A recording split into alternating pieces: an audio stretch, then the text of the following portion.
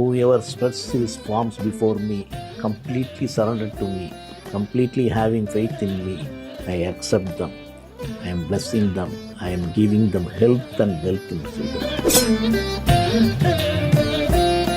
It's open to every one. அங்கே அதுக்கு சமயம் கிடையாது, மதம் கிடையாது, ஜாதி கிடையாது, ஏழை கிடையாது, பணக்காரன் கிடையாது, எல்லாருமே வர வேண்டிய இடம் தான் அது. அது கிழிஞ்ச உடைய போட்டிருக்கு. ஆனால் அதே உற்சாகத்தோடையும் அதே சந்தோஷத்தோடையும் அதே மாதிரியே வேலை செஞ்சிட்ருக்கு, அதே மாதிரியே இருக்கு. புத்தாடையிலையும் புது உற்சாகம், கிழிந்த உற்சாகம். மனிதன் எப்பொழுது சந்தோஷமாக இருப்பான் என்று சொன்னால், இருப்பதை கொண்டு மகிழ்ச்சியோடு வாழ்கிறப்ப மனத்தை பெற்றவன் தான் மகிழ்ச்சியாக இருக்க முடியும் என்பதுதான் அதனுடைய சாராம்சம். அதைத்தான் நீங்கள் உண்மையிலேயே உங்களுடைய பிரச்சனைகளை உண்மையாக முழு மனதோடு சாய்பாபாவை நீங்கள் ஏற்றுக்கொண்டீர்களே ஆனால் உங்கள் பிரச்சனை நிச்சயமாக தீர்க்கும்.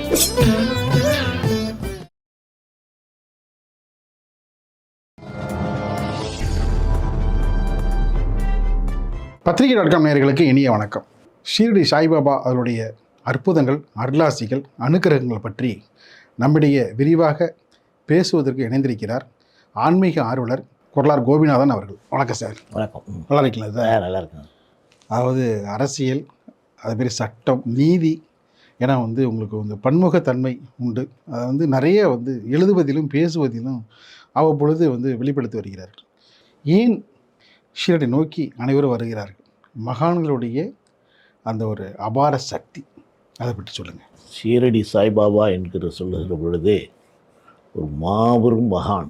நீங்கள் குரு என்பவர்களே ஏறக்குறைய அவர்கள் தெய்வத்திற்கு சமமானவர்கள் தான். நீங்கள் இறை தூதர்கள் என்று சொன்னாலும் சரி, குரு என்று சொன்னாலும் சரி, சத்குரு என்று சொன்னாலும் சரி, அவர்களெல்லாம் இறைவனுக்கு ஒப்பானவர்கள் தான். இறைவன் தான் நேரடியாக செய்ய முடியாதது தான் இந்த மகான்கள் மூலமாகவும் ஞானிகள் மூலமாகவும் குருகள் மூலமாகவும் செய்து கொண்டு இருக்கிறார். மாபெரும் மகான் ஷீரடி சாய்பாபா. அதனால் அவர் நீங்கள் உண்மையிலேயே உங்களுடைய பிரச்சனைகளை உண்மையாக முழு மனதோடு சாய்பாபாவை நீங்கள் ஏற்றுக்கொண்டீர்களே ஆனால் உங்கள் பிரச்சனை நிச்சயமாக தீர்ந்துவிடும். அப்படிப்பட்ட அருளாசி வழங்குகிற மகான். அதில் நீங்கள் வியாழக்கிழமை அவரை பற்றி பேசுவதில் அது கூடுதல் சிறப்பு. ஆமாம். Whoever spreads his palms before me, completely surrendered to me, completely having faith in me, I accept them. I am blessing them. I am giving them health and wealth என்று சொல்கிறார். முழுக்க முழுக்க சரணாகதி அவர் தான். நான் ஷீரடி சாய்பாபாவுக்கு என்னுடைய நண்பர்களை அழைச்சிட்டு போயிருக்கேன். ஒவ்வொருத்தருடைய பிரச்சனையும் அங்கே போன பிறகு நல்லபடியாக முடிந்திருக்குது. அதுதான் ஒரு பெரிய மகிமை. அதனால் பாபாவை உண்மையிலே நீங்கள் முழுமானதோடு ஏற்றுக்கொண்டு அவரோட சரணடைந்து விட்டீங்கன்னா நிச்சயமாக உங்களுக்கு எந்த ரூபத்திலேயாவது அவர் காப்பாற்றி விடுவார். அவர் கூடவே ஒரு லெப்பர் டிவோட்டி ஒருத்தர் இருக்கார். ஸோ ஒரு குஷ்டம் கஷ்டப்படுகிறவர். ஸோ இவர் ஒரு தீக்காயம் ஏற்பட்ட பொழுது, அதாவது அந்த இந்த நோயினால், பெருநோயினால் பாதிக்கப்பட்ட பக்கத்தில் உட்காரத்துக்கே கூச்சப்படுவாங்களாம். ஆனால் அவர் தான் சாய்பாபாவுக்கு கையில் அந்த தீக்காயத்தை முழுவதுமாக துடைத்து விட்டு அதில் இலையை வச்சு கிடைச்சி தினமும் அந்த பணியை செய்வாராம். ஒரு நாள் கூட பாபா முகம் சுளித்தது கிடையாது. பார்க்குறவங்களுக்கு தான் அது சுளிப்பாங்க. அப்படிப்பட்ட ஒரு மகான். அது இல்லாமல் அவருடைய சித்தாந்தங்கள் இருக்க பெரிய பெரிய விஷயங்கள்லாம் சாதாரணமாக சொல்லிட்டு போயிடுவார். நான் ரொம்ப படித்த அந்த சச்சரித்தால் பார்த்த ஆச்சரியமான ஒரு இது என்னென்னா, தாஸ்கனு மகாராஜ்னு சொல்லிட்டு ஒருத்தர் இருக்கார். அவர் தான் பாபாவை பற்றி நிறைய பாடல்கள் பாடியிருக்கிறாரு. அவருடைய புகழை எங்கள் ஊரெல்லாம் பரப்பியிருக்காரு. ஸோ அவர் ஒரு தடவை ரிக்வேதத்தில் ஈஷான்ற ஒரு பகுதியை ஒரு மொழிபெயர்க்கிறார். எல்லாம் மொழிபெயர்த்துறாரு. ஆனால் அதனுடைய சாராம்சம், அந்த எசன்ஸ் ஆஃப் தி வேத் இருக்க, அதை அவரால் சரியாக தீர்மானிக்க முடியல. ஸோ இதனுடைய சாராம்சத்தை எப்படி கொண்டு வர்றதுன்னு தெரியல. அது சாராம்சம் என்ன என்பதே அவரால் சரியாக புரிஞ்சிக்க முடியல. ஸோ பல பேர்கிட்ட படித்தவங்கள்ட்டெல்லாம் போய் கேட்குறாரு. அவங்களாம் யாரும் சரியான பதிலை சொல்லலை. ஸோ கடைசியில் அவர் என்ன தீர்மானிக்கிறாருன்னா, இது சத்குரு தான் சரியான பதிலை சொல்ல முடியும்னு சொல்லிட்டு பாபாட்ட போய் கேட்குறாரு. பாபா பல நேரங்களில் ரொம்ப வேடிக்கையான பதில்கள்லாம் சொல்லுவார். ஸோ அவர்கிட்ட போய் கேட்ட உடனே இந்த மாதிரி இந்த சாராம்சம் என்னால் எசன்ஸை சொல்ல முடியல, அது நீங்கள் தான் எனக்கு பதில் சொல்லணும் அப்படின்னு ஒன்று. அது ஒன்றும் பெரிய விஷயம் இல்லை. நீ திரும்பி போகும்போது தீக்ஷித்தினுடைய வீட்டுக்கு போவல்ல, அங்கே இந்த வீட்டுகளில் இருக்கிற வேலைக்கார பொண்ணு உன் சந்தேகத்தை தீர்ப்பா அப்படின்னு. நாங்கள் இருக்கிறவங்களாம் சிரிக்கிறாங்க, பாபா வேணும்னு கிண்டல் பண்ணுறாரு. ஸோ இந்த ரிக்வேதத்தினுடைய இந்த ஈஷாவுடைய கருத்தை ஒரு சாதாரண ஒரு வேலைக்கார பெண் எப்படி தீர்க்க முடியும், சும்மா ஒரு கிண்டல் பண்ணுறார் போல அப்படின்னு நினைக்கிறாங்க. ஆனால் இவர் என்ன நினைக்கிறாருன்னா, தாஸ்கன்னு பாபா சொன்னதில் ஏதாவது ஒரு அர்த்தம் இருக்கும் அப்படின்னு சொல்லிட்டு இவர் அங்கே போகிறாரு தீக்ஷித்தினுடைய வீட்டுக்கு போய் இவர் பூஜை பண்ணிகிட்டு இருக்கும்போது அந்த வீட்டில் ஒரு பொண்ணு பாடிட்டுருக்கு.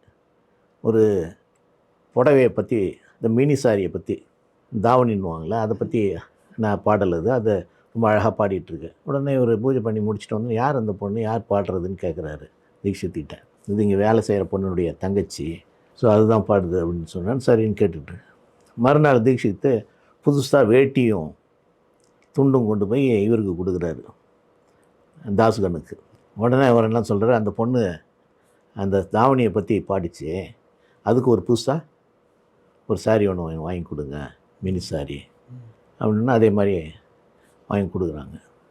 ஒன்றுன்னா அது போய் மறுநாள் அதை கட்டிட்டு வந்து ஒரே சந்தோஷம் அந்த பொண்ணுக்கு, அளவு கடந்த சந்தோஷம். அளவு கடந்து அதை எடுத்துக்கிட்டு அங்கே ஓடுது, ஆடிது, பாடுது, எல்லாம் பண்ணுது. அது குதூகலத்தில் ஒன்றும் தலைக்கால புரியல. ஆமாம், வேலையும் செய்யுது, அந்த மகிழ்ச்சியோட வேலை செஞ்சிட்ருக்கு, ரொம்ப சந்தோஷத்தில் இருக்குது. சரி, இவருக்கும் ரொம்ப சந்தோஷமாகிடுச்சு. பரவாயில்ல, ஒரு ஏழை பொண்ணுக்கு நம்ம கொடுத்தோம். மறுநாள் அந்த பெண்ணு அந்த புது சாரியை வீட்டில் வச்சுக்கிட்டு கிழிஞ்ச ட்ரெஸ்ஸோடு தான் வந்து வேலைக்கு வந்துருச்சு. முதல் நாள் உற்சாகம் அந்த பொண்ணுக்கு, கரை புரண்டு ஓடுது. ஆமாம், மறுநாள் பார்த்தீங்கன்னா கிழிந்த உடையோட வந்து அது வேலைக்கு வருது. இவர் அதை பார்க்குறாரு. அப்பொழுதும் அந்த பெண்ணு முதல் நாள் இருந்த அதே மகிழ்ச்சியோடையும், அதே சந்தோஷத்தோடையும், அதே உற்சாகத்தோடையும் ரொம்ப மகிழ்ச்சியாக வேலை செஞ்சிட்ருக்கு. அப்போ அவருக்கு ஆச்சரியமாக போயிடுச்சு, என்னடா இது, நேற்றுக்கு புது ட்ரெஸ் போட்டிருந்தது, அதனால் மகிழ்ச்சியாக இருந்தது, நம்மளை உணர முடிந்தது. ஆனால் இன்றைக்கி அது கிழிஞ்ச உடையை போட்டிருக்கு, ஆனால் அதே உற்சாகத்தோடையும் அதே சந்தோஷத்தோடையும் அதே மாதிரியே வேலை செஞ்சிட்ருக்கு, அதே மாதிரியே இருக்கு. புத்தாடையிலையும் புது உற்சாகம், கிழிந்த ஆடையிலையும் உற்சாகம். ஆமாம், அதே உற்சாகம் தான். அப்போ தான் அவருக்கு புரியுது. ஸோ சந்தோஷம் என்பது நாம் வெளியிலே போடுகிற பொருள்களிலேயோ ஆடைகளிலேயோ அல்லது வேறு பொருட்களிலேயோ நமக்கு கிடைப்பதிலையோ இல்லை, அது நம்மளோட மனதை சார்ந்த விஷயம். மனம் திருப்தி தான் சந்தோஷத்தை கொடுக்கும். அதுதான் அந்த ரிக்வேதத்தில் இருக்கிறது ஈஷாவுடைய எசன்ஸ்.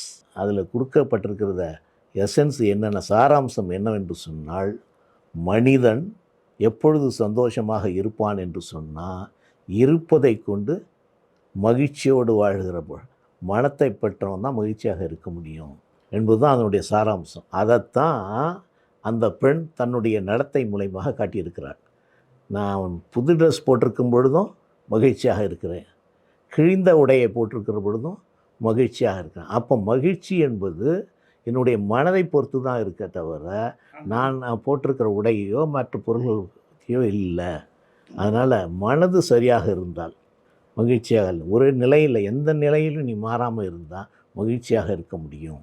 நிலையில் தெரியாது அடங்கியான் தோற்றம் மலையின் மான பெரிது என்கிறார் வள்ளுவர். எந்த நிலையிலையும் நீங்கள் மாறாமல் இருந்தீங்கன்னா உங்களை அதை விட சிறப்பு வேறு எதுவுமே கிடையாது. நிலையில் தெரியாது அடங்கியான் தோற்றம் மலையினும் மான பெரிது. எந்த நிலையிலுமே உங்களால் சந்தோஷமாக இருக்க முடியும். வேறு ஏதாவது உங்களுக்கு அவர்கிட்ட உணர்ந்த விஷயங்கள், வழிபாடு தலங்களில், வழிபாடு நேரங்களில்? என்னுடைய நண்பர் ஒரு செயின் ஸ்மோக்கரு, 24 மணி நேரம் குடிச்சிட்ருப்பார். அவர் தூங்கும்போது கூட கொஞ்சம் நேரம் எழுந்து வந்து குடிப்பார். அப்படிப்பட்ட ஒரு ஸ்மோக்கரு. ஸோ அவர் பல நேரமான பழக்க வழக்க முடியாது. பல நேரங்களில் அதை நிறுத்துறதுக்காக ஒவ்வொரு நியூ இயர்லேயும் அவர் அதை நிறுத்தணும்னு சொல்லிட்டு சபதம் இருப்பார். 1 மாதம் வரைக்கும் நிற்பார், அப்புறம் அதுக்கப்புறம் குடிக்க ஆரம்பிச்சார். ஸோ இப்படி இருந்தவர் ஒரு நேரத்தில் என்கிட்ட நான் சொன்னேன், நீ இதை நிறுத்தணும்னு உண்மையிலேயே நினச்சேன்னா ஒரு தடவை சாய்பாபா கோயிலுக்கு வா, என்னோட ஷிரடிக்கு போயிட்டு வருவோம், போயிட்டு வந்து அங்கே ஒரு உறுதி எடு, அதனால் ஒரு நாள் நிச்சயமாக நிறுத்த முடியும் அப்படின்னு. சரின்னு என்னோட வந்தார் அவர். அவரும் நானும் நண்பர்கள்லாம் போனோம். போயிட்டு வந்தாலும் அதே போல் பார்த்த உடனே அவருக்கு ஒரு துவாரகமாய் இல்லை, துவாரகமாயின்னா அவர் இந்த பாபா கடைசி வரைக்கும் இந்த இதில் தானே மசூதியில் தானே இருந்தார். அந்த மசூதியை அவர் எப்படி சொல்லுவார்னா துவாரகமாயின்னு தான் சொல்லுவார். It's open to every one. அங்கே அதுக்கு சமயம் கிடையாது, மதம் கிடையாது, ஜாதி கிடையாது, ஏழை கிடையாது, பணக்காரன் கிடையாது, எல்லாருமே வர வேண்டிய இடம் தான் அது. ஸோ அதுதான் துவாரகமாய். ஸோ அந்த இடத்துக்கு வந்தவங்க தன்னுடைய பிரச்சனைகள் சால்வ் பண்ணாமல் அவங்க போனதே கிடையாது. அவ்வளவு முக்கியமாக இவங்க போன உடனே அந்த செகண்ட்லேருந்து நிறுத்திட்டாங்க. அதான் வந்து அப்படி அபார சக்தி தளமாக விளங்குகிறது. ஆமாம், அந்த செகண்ட்லேருந்து சிகரெட் பிடிக்கிறது நிறுத்திட்டான். இது வரைக்கும் குடிக்கல. பல நேரங்களில் அவன் முயற்சி பண்ணி எல்லாம் தோல்வி அடைந்தவன் அந்த செகண்ட்லேருந்து நிறுத்திட்டான். பாபாவுடைய மகிமையில் அதுவும். ஆமாம், அவருக்கு ரொம்ப வேண்டிய ஒருத்தர் சந்திரோக்கர்னு சொல்லிட்டு. ஸோ அவருடைய பெண்ணு ப்ரெக்னென்ட் இருக்காங்க, அவங்களுக்கு வலி இருக்குது, குழந்தை பிறக்கிற டைமு. அது வந்து சிறுடியிலேருந்து ஏறக்குறைய 100 மைல் தள்ளி அவருடைய வீடு. ஸோ அங்கே அவர் வந்து அவர் பாபாவை நினச்சிக்கிட்டு இருக்கார், என்னடா இந்த மாதிரி பிரச்சனை ஆயிடுச்சு. ஸோ பாபா இங்கேருந்து ஒருத்தரை பாபு கிருபான்னு ஒருத்தரை அவர் அவங்க ஊருக்கு போகிறாரு. போகும்போது அவர் என்ன சொல்கிறாரு, பாபு கிருபா இந்த விபூதியையும் இந்த ஆசீர்வாத கடிதத்தையும் நீ கொண்டு போய் சந்திரோகர்கிட்ட கொண்டு போய் கொடு அப்படின்னு சொல்கிறாரு. நான் அந்த பாபு கிருபா சொல்கிறாரு, சாமி எனக்கு கேட்டால் 2 ரூபா தான் இருக்குது, அது வந்து நான் பாதி தூரம் அந்த இது வரைக்கும் ஜலேகான்னு ஒரு இடம் வரைக்கும் போகிற வரைக்கும் தான் போக முடியும் ட்ரெயினில், அதுக்கு மேலே போகிறதுக்கு டிக்கெட் வாங்குறதுக்கு எனக்கு காசு கிடையாது, அதனால் நான் எப்படி கொண்டு போய் கொடுக்குறதுன்னு கேட்குறாரு. நீ போய் ஜலேகானில் இறங்கு, எல்லாம் தானாக நடக்கும்ட்டார். அங்கேருந்து இன்னொரு 50 மைல் போகணும், 50 மைலும் 30 மைல் வந்து போகணும். சரின்னு இவர் சொன்னார், பாபா சொல்லிட்டாருன்னு சொல்லி இவன் டிக்கெட் எடுத்து நேராக ஜலகான் போயிட்டான். போய் அங்கே ஸ்டேஷனில் இறங்கினா யாரையும் காணோம். என்னடா இங்கே கொண்டாந்து நடுராத்திரியில் கொண்டு போய் நிறுத்தி விட்டால் நம்ம எப்படிலாம் அந்த இடத்துக்கு போக முடியும், சந்திரோகருடைய இடத்துக்கு நினச்சிட்டு இருக்கும்போது ஒருத்தன் நல்லா பூட்டு கிட்டலாம் போட்டுக்கிட்டு ஒருத்தன் வரான், யார் பாபு அப்படின்னு கேட்குறான். நாதன் சொன்னோடனே மாட்டு வண்டி குதிரை வண்டியில் நம்ம இதுக்கு போகலாம் சந்திரோகருடைய வீட்டுக்கு. அப்புறம் சந்திரோகர் தான் அனுப்பிச்சிருக்கார் போல இருக்குது அப்படின்னு நினச்சிக்கிட்டு இவன் அந்த குதிரை வண்டியில் ஏறிடுறான். ஏறி போகிறாங்க. இப்போ விடிய காலையில் சந்திரோகருடைய இருக்கிற கண்டேஷன் ஒரு இடத்துக்கு போகுது. ஸோ இவன் போய் நான் வெளியில் காலை கடனை கழிச்சிட்டு வரேன் அப்படின்னு கீழே இறங்கி போகிறான் பாபு. போயிட்டு பாபுக்கு இருப்பா போயிட்டு வந்து பார்த்தா குதிரையும் காணும், வண்டியும் காணும், அந்த ஆளையும் காணும். ஒரு மாயமாக மறைஞ்சிட்டாங்க. என்னடா இது திடீர்னு விட்டாங்களே அப்படின்னு சொல்லிட்டு அந்த பக்கத்தில் தான் இவருடைய வீடு. சரி அவன் வீட்டுக்கு தான் போயிருப்பான் போல இருக்குன்னு சொல்லிட்டு இவன் நடந்து போய் சந்திரோகர் வீட்டுக்கு போயிடலாம். போய் பாபா இதை கொடுத்தாரு அப்படின்னு சொன்ன உடனே அவங்க வாங்கி கொடுக்குறாங்க. குழந்தை நல்லபடியாக பிறந்துடுது. அப்போ இவங்க சொல்கிறாரு பாபு கிருபா சந்திரோகர்கிட்ட, நீங்கள் குதிரை வண்டி அனுப்பிச்சிங்களே, கரெக்டாக நேரத்துக்கு வந்து என்னை கூப்பிட்டு வந்தாங்க, ஆனால் இங்கே தான் திடீர்னு காணாமல் போயிடுச்சுன்னா அவருக்கு ஆச்சரியம். நான் ஒரு வண்டியை அனுப்பலையே, நான் யாரையும் அனுப்பவும் இல்லை, உங்களை கூப்பிட்டு வரேன்னு சொல்ல நீங்கள் வர்றதே எனக்கு தெரியாது, எப்படி யார் அனுப்பிச்சாங்க, எப்படி வந்தது அப்படின்னு சொல்லிட்டு அப்படியே அவர் அழுகுறார். பாபாவோட சக்தியில், பாபாவுடைய சக்தி. அதே சமயத்தில் குழந்தையும் நல்லபடியாக பிறந்தது.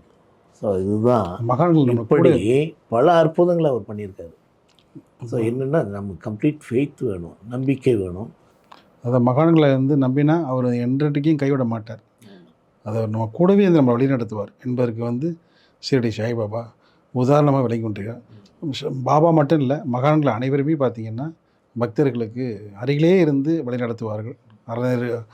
இறைநெறியுடன் கூடிய அறநெறி வாழ்க்கையை தந்து வளமாக வாழ்வதற்கு பல்வேறு விதமான அருளாசியும் வழங்கி வருவார்கள். அந்த வகையில் பாபாவுடைய நீ சொன்ன அந்த விஷயம்லாம் வந்து தொடர்ந்து நம்ம பேச தான் போகிறோம். நிகழ்ச்சியில் பங்கேற்று பல கருத்தில் தெரிவித்தமைக்கு இதை இணைந்து நன்றி சார்.